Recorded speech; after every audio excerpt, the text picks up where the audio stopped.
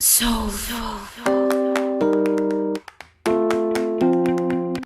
Friends, ನಾನು ಮಳವಳ್ಳಿ ಮಂಜ. ಈ ವಿಡಿಯೋದಲ್ಲಿ ಏನಪ್ಪ ಅಂದರೆ ರಾಜೀವ್ ಗಾಂಧಿ ವಸತಿ ನಿಗಮದ ಮನೆಗಳ ಬಗ್ಗೆ ವಿಡಿಯೋ ಮಾಡೋಕ್ಕೋದ್ರಿಂದ ಕಾಮೆಂಟ್ಗಳು ಬರ್ತಾ ಇರೋದು ಏನಪ್ಪ ಅಂತಂದರೆ ಇವಾಗ್ಲೂ ಅಪ್ಲಿಕೇಶನ್ ಹಾಕ್ಬೋದು ಸರ್ ಅಂತ ಸುಮಾರು 2-3 ಜನ ಕಾಮೆಂಟ್ ಮಾಡಿದರು. ಹೌದು, ಈಗಲೂ ಕೂಡ ಅಪ್ಲಿಕೇಶನ್ಗಳನ್ನ ನೀವು ಹಾಕ್ಬೋದು. ಬಟ್ ಏನಪ್ಪ ಅಂತಂದರೆ ಒಂದು ವಿಚಾರ ಇದರಲ್ಲಿ ಹೇಳಬೇಕು ಅಂದರೆ 1 BHKಗೆ ಆಗ್ಬೋದು, 2 BHKಗೆ ಆಗ್ಬೋದು, ನೀವು ಹಾಕ್ಬೋದು ಇವಾಗಲೂ ಕೂಡ ಅಪ್ಲಿಕೇಶನ್ನ.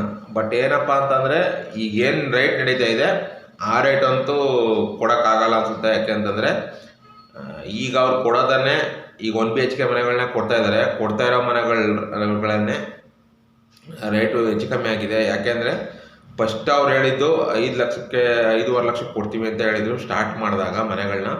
ಬಟ್ ಆಮೇಲೆ ಏನಾಯಿತು, ಆಮೇಲೆ 1 ಲಕ್ಷ ಜಾಸ್ತಿ ಆಯಿತು, 6.5 ಲಕ್ಷ ಆಯಿತು. ಇವಾಗ ಹತ್ತತ್ರ ನಾರ್ಮಲ್ ಕ್ಯಾಟಗರಿಗಳವ್ರಿಗೆ 8.5 ಲಕ್ಷ ನಿಂತಿದೆ. SC ST ಅವ್ರಿಗೆ 7.5 ಲಕ್ಷ ನಿಂತಿದೆ.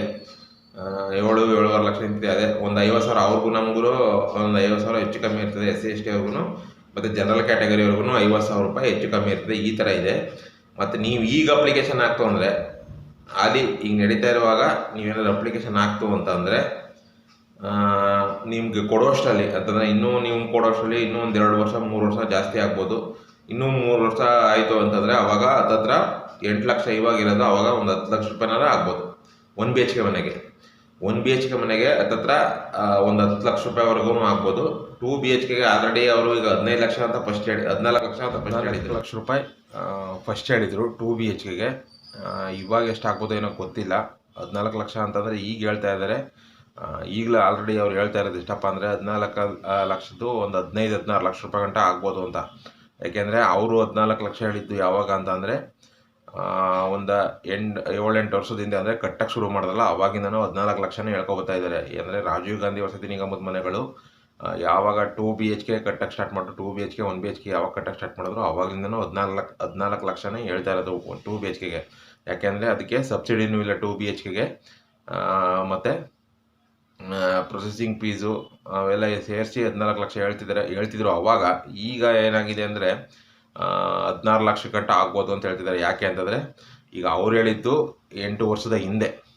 ಅವ್ರು ಹೇಳ್ತಾ ಇದ್ದಿದ್ದು ಯಾವಾಗಪ್ಪ ಅಂದರೆ 8 ವರ್ಷದ ಹಿಂದೆ 14 ಲಕ್ಷ ಹೇಳ್ತಿದ್ರು. ಇವಾಗ ಏನು ಮಾಡ್ತಿದ್ದಾರೆ 16 ಲಕ್ಷ ರೂಪಾಯಿ ಆಗ್ಬೋದು ಅಂತ 2 BHKಗೆ 16 ಲಕ್ಷದವರೆಗೂ ವೆಚ್ಚ ತಗಲ್ಬೋದು ಅಂತ ಹೇಳ್ತಿದ್ದಾರೆ. ಹಾಗಾಗಿ ಈಗ ಹೊಸ್ದಾಗಿ ಹಾಕೋರು ಇವಾಗ ಏನು ನಾವು ವೀಡಿಯೋಗಳು ಮಾಡಾಕ್ತಾ ಇದ್ದೀವಿ 7.5 ಲಕ್ಷ ಮತ್ತು 8 ಲಕ್ಷ ಇಷ್ಟಕ್ಕೆಲ್ಲ ಸಿಗುತ್ತೆ 1 BHK ಮನೆ ಅಂತ ಅಂದ್ಬಿಟ್ಟು ಏನಾದ್ರು ನೀವು ಹೊಸ್ದಾಗಿ ಹಾಕೋರು ಯೋಚನೆ ಮಾಡಿ ಅದೇ ರೇಟಿಗೆ ಸಿಗುತ್ತೆ ಅಂದ್ಕೊಂಡು ಏನಾದ್ರು ನೀವು ಅರ್ಜಿಗಳೇನಾದ್ರು ಹಾಕ್ತು ಅಂತಂದರೆ ಯಾವುದೇ ಕಾರಣಕ್ಕೂ ಆ ರೇಟ್ಗೆ ಮನೆಗಳು ಸಿಗಲ್ಲ. ಹಾಗಾಗಿ ಫಸ್ಟೇ ಯೋಚನೆ ಮಾಡಿ. ಆಮೇಲೆ ಅರ್ಜಿಗಳನ್ನ ಹೊಸ್ದಾಗಿ ಹಾಕೋರಿಗೆ ಇನ್ನೊಂದು ಅಭಿಪ್ರಾಯ ಏನಪ್ಪ ಹೇಳ್ತೀನಿ ಅಂತಂದರೆ ನೀವೇನಾದರೂ ಲೋನ್ಗೆ ಹೋಗೋದಿತ್ತು ಅಂದರೆ ಬ್ಯಾಂಕ್ ಲೋನ್ಗೆ ನೀವೇನಾದರೂ ಹೋಗೋದಿತ್ತು ಅಂದರೆ ದಯವಿಟ್ಟು ಯಾರ್ದು ಸಿವಿಲ್ ಸ್ಕೋರ್ ಚೆನ್ನಾಗಿದೆಯೋ ಅಂದರೆ ಬ್ಯಾಂಕಲ್ಲಿ ಟ್ರಾನ್ಸಾಕ್ಷನ್ ನೀವು ಯಾರು ಕೆಲಸ ಮಾಡ್ತಾ ಇದ್ದಾರೆ, ಯಾರು ಹೊರಗಡೆ ಹೋಗಿ ಕೆಲಸ ಮಾಡಿ ಅವ್ರ ಬ್ಯಾಂಕ್ ಅಕೌಂಟ್ಗೆ ಅಮೌಂಟ್ ಬರ್ತಾ ಇದೆ, ಟ್ರಾನ್ಸಾಕ್ಷನ್ ಚೆನ್ನಾಗಿದೆ ಅಂದರೆ ಹೋಗೋದು ಬರೋದು ಈ ಥರ ಜಾಸ್ತಿ ಅಮೌಂಟ್ ಯಾರ ಅಕೌಂಟಲ್ಲಿದೆ ಅವ್ರ ಹೆಸರಿಗೆ ಹಾಕಿ. ನೀವು ಅವ್ರು ಜೆಂಟ್ಸ್ ಆದರೂ ಪರವಾಗಿಲ್ಲ. ಯಾಕೆಂದರೆ ಇದು ದುಡ್ಡು ತಗೊಂಡು ಕೊಡ್ತಾ ಇರೋ ಮನೆಗಳು, ಸುಮ್ಮನೆ ಏನು ಫ್ರೀ ಮನೆಗಳಲ್ಲ. ಕೆಲವರು ಏನು ಅಂದ್ಕೊಂಡಿದ್ದಾರೆ ಅಂದರೆ ಫ್ರೀಯಾಗಿ ಕೊಡ್ತಾ ಇದ್ದು ಗೌರ್ಮೆಂಟ್ ಕಡೆಯಿಂದ ಬರೀ ಲೇಡೀಸೇ ಹಾಕ್ಬೇಕೇನೋ ಅಂತ ಅದನ್ನು ಒಂದು ಕಾಮೆಂಟ್ ಬಂತು. ಅದ್ರ ಬಗ್ಗೆ ಒಂದು ವೀಡಿಯೋ ಮಾಡಾಕ್ತಿದ್ದೀನಿ. ಇನ್ನೂ ಬೇರೆ ಏನೋ ವಿಚಾರ ಗೊತ್ತಾಯಿತು ಅಂದರೆ ಮಾಡಾಕ್ತೀನಿ. ಹಾಗಾಗಿ ನೀವು ಯಾರು ಕೆಲಸ ಮಾಡ್ತಾ ಇದ್ದಾರೋ ನಿಮ್ಮ ಮನೆಯಲ್ಲಿ ಅಂದರೆ ಉದಾಹರಣೆಗೆ ಇನ್ನೊಂದು ತಗೊಳ್ಳಿ, ನಿಮ್ಮ ಮಗನೇ ಇರ್ಬೋದು ಅಥವಾ ನಿಮ್ಮ ಮಗಳೇ ಇರ್ಬೋದು, ಅವರು ಕೆಲಸ ಮಾಡ್ತಿದ್ರು ಕೂಡ ತಲೆ ಕೆಡ್ಸ್ಕೊಳ್ಬೇಡಿ, ಅವ್ರ ಹೆಸರಲ್ಲೇ ಹಾಕಿ. ನಿಮ್ದು ಏನಾದ್ರು ರೇಷನ್ ಕಾರ್ಡಲ್ಲಿ ಅವ್ರ ಹೆಸರು ಇತ್ತು ಅಂತಂದರೆ ಅವ್ರದ್ದು ಯಾಕೆ, ಯಾಕಂದರೆ ಟ್ರಾನ್ಸಾಕ್ಷನ್ ಚೆನ್ನಾಗಿತ್ತು ಅಂದರೆ ನಿಮಗೆ ಬ್ಯಾಂಕ್ ಲೋನ್ ಆಗುತ್ತೆ. ಬ್ಯಾಂಕ್ ಲೋನ್ ಏನಾದ್ರು ಆಗಿಲ್ಲ ಅಂದರೆ ಆಮೇಲೆ ನೀವು ಪರದಾಡಬೇಕಾದಂಥ ಪರಿಸ್ಥಿತಿ ಬರುತ್ತೆ. ಹಾಗಾಗಿ ಈಗ ನಾನು ಪರದಾಡ್ತಿರೋರನ್ನ ನೋಡ್ತಾ ಇದ್ದೀನಿ ಆಲ್ರೆಡಿ. ಯಾಕೆಂದರೆ ಅವ್ರದ್ದು ಸಿವಿಲ್ ಸ್ಕೋರ್ ಚೆನ್ನಾಗಿಲ್ಲ. ಯಾಕೆಂದರೆ ಅವರು ಒಬ್ರದ್ದು ಉದಾಹರಣೆ ಕೊಡಬೇಕು ಅಂತಂದರೆ ಅವ್ರ ತಾಯಿದು ಹಾಕಿದ್ದಾರೆ. ಈಗ ಯಾರು ಇದು ಮಾಡ್ತಿದ್ದಾರೆ ಅಂತ ಹೇಳಿದ್ನಲ್ಲ ಅವ್ರ ತಾಯಿ ಹೆಸರಲ್ಲಿ ಹಾಕಿದ್ದಾರೆ. ಪಾಪ ಅವ್ರ ತಾಯಿ ಎಲ್ಲೂ ಕೆಲಸಕ್ಕೆ ಹೋಗ್ತಾಯಿಲ್ಲ, ಮನೆಯಲ್ಲಿ ಮಾಮೂಲಿ ಅಡುಗೆ ಮಾಡಿಕೊಂಡು ಮನೆಯಲ್ಲಿರ್ತಕ್ಕಂಥ ಹೆಂಗಸು ಆಯಮ್ಮ ಅವ್ರ ಹೆಸರಲ್ಲಿ ಹಾಕಿದ್ದಾರೆ. ಈಗ ಲೋನ್ ಬೇಕು ಅವ್ರಿಗೆ, ಆಯಪ್ಪನಿಗೆ ಲೋನ್ ಬೇಕು. ಲೋನ್ನ ನಾಮಿನಿ ನಾನು ಕೊಡ್ತೀನಿ ಲೋನ್ ಕೊಡಿ ಅಂತಂದ್ರೆ ಅವರು ಕೂಡ ಅವ್ರಿಗೆ ಯಾರಿಗೂ ಲೋನ್ನೇ ಕೊಡ್ತಾಯಿಲ್ಲ. ಯಾಕೆ ಅಂತಂದರೆ ಲೇಡೀಸ್ ಹೆಸರಲ್ಲಿ ಹಾಕಿದ್ದಾರೆ, ಅವ್ರದ್ದು ಬ್ಯಾಂಕ್ ಟ್ರಾನ್ಸಾಕ್ಷನೇ ಇಲ್ಲ. ಬ್ಯಾಂಕ್ ಅಕೌಂಟ್ ಇದೆ, ಬ್ಯಾಂಕಲ್ಲಿ ಟ್ರಾನ್ಸಾಕ್ಷನ್ ನಡೆದಿಲ್ಲ, ಸಿವಿಲ್ ಸ್ಕೋರು ಕೂಡ ಚೆನ್ನಾಗಿಲ್ಲ ಅವ್ರದ್ದು. ಯಾಕಂದರೆ ಟ್ರಾನ್ಸಾಕ್ಷನ್ ನಡೆದ್ರೆ ತಾನೇ ಸಿವಿಲ್ ಸ್ಕೋರು ಅನ್ನೋದು ಬರೋದು. ಟ್ರಾನ್ಸಾಕ್ಷನೇ ನಡೆದಿಲ್ಲ ಅಂತಂದರೆ ಸಿವಿಲ್ ಸ್ಕೋರ್ ಎಲ್ಲಿ ಬರ್ತದೆ?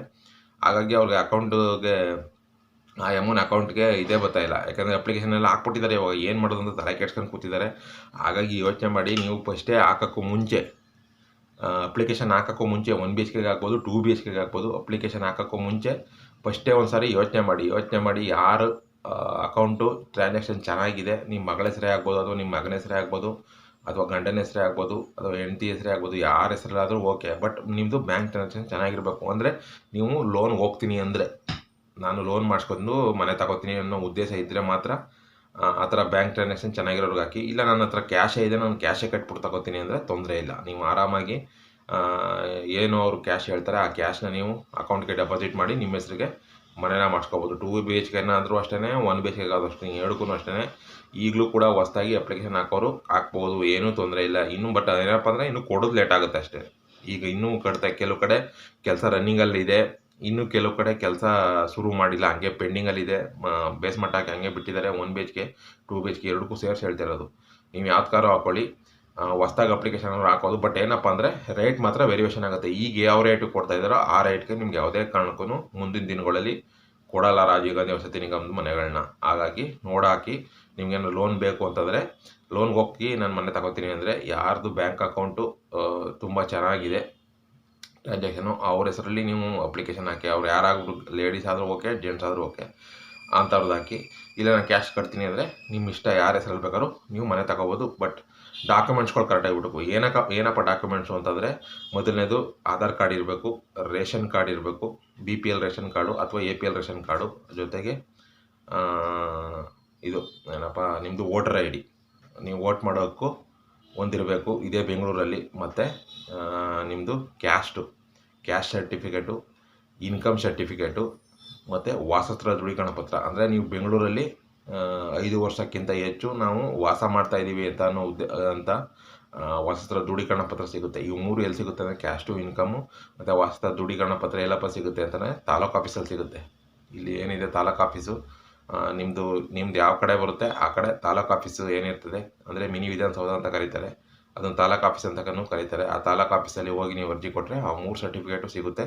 ಇನ್ನು ರೇಷನ್ ಕಾರ್ಡು, ವೋಟರ್ ID ಮತ್ತು ಇದು ಏನು ಆಧಾರ್ ಕಾರ್ಡು ಆಲ್ರೆಡಿ ನಿಮ್ಮಲ್ಲಿ ಇರುತ್ತೆ.